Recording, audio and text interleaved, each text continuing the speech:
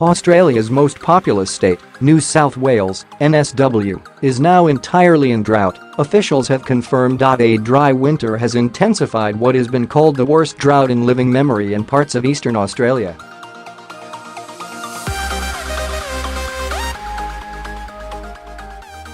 NSW produces about a quarter of Australia's agricultural output.It was officially listed as 100% in drought on Wednesday.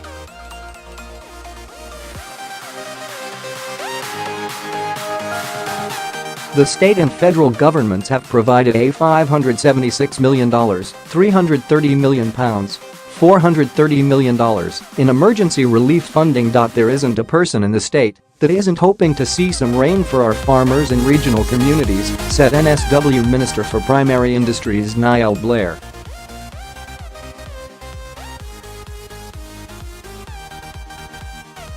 Farmers have told harrowing stories of failing crops, severe water shortages, and being unable to feed livestock.Some have spent up to $10,000 per truckload of hay just to feed their animals, according to Prime Minister Malcolm Turnbull.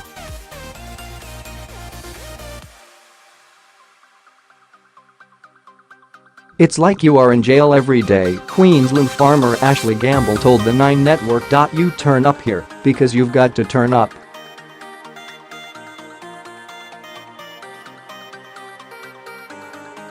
"It's just depressing," stock agent Simon Bourke told the ABC. "We're selling livestock we don't want to sell. Down the track there's really not going to be too many cattle or sheep left."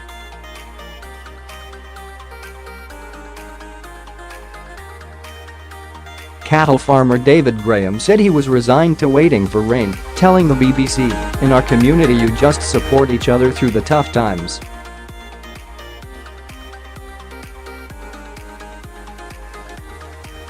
Suicide rates in rural regions are on average about 40% higher than in urban areas, mental health group Sane Australia has said.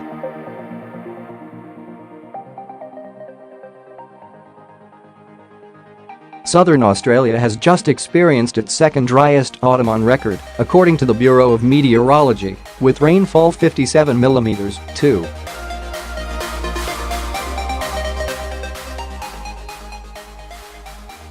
24 inches below average. Less than 10 millimeters of rain was then recorded in parts of NSW in July, and drier than normal conditions are forecast in coming months.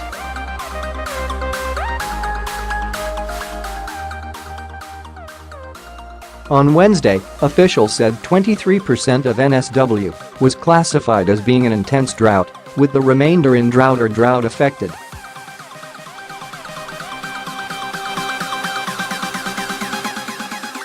But the problem is not confined to NSW. More than half of neighbouring Queensland is in drought. Parts of Victoria and South Australia are also experiencing dry conditions.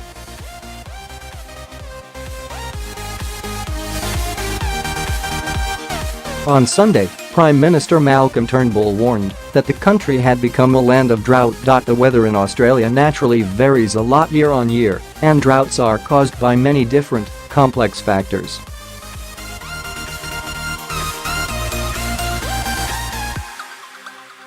Scientists are reluctant to blame any single event on rising emissions. However, the Australian government says some of the aspects that affect drought, such as high atmospheric pressure, could be becoming more likely because of human-induced climate change.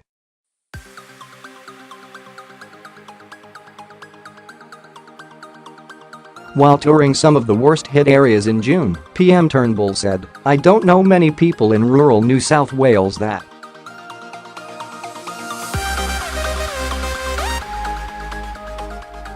don't think the climate is getting drier and rainfall is becoming more volatile." Farmers are already eligible for annual relief payments of up to $16,000 each.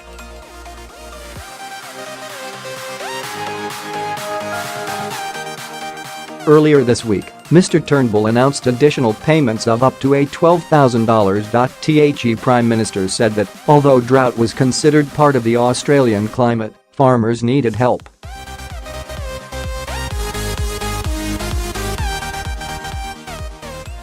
What we have to do is make sure we the government back them when the times get as tough as they are now, he told the Australian Broadcasting Corporation earlier this week.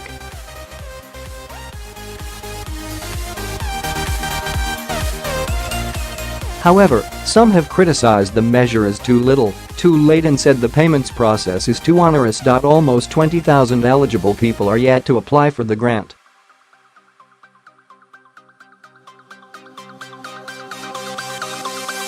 No, the so-called millennium drought of 1997-2005 is often cited as the most devastating. It's ravaged almost 50% of Australia's agricultural land.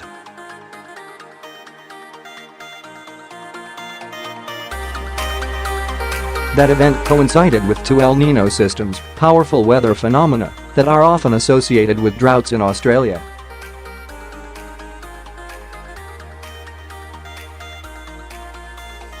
Earlier this year, meteorologists rated Australia as having a 50% chance of experiencing an El Niño in its spring beginning in September.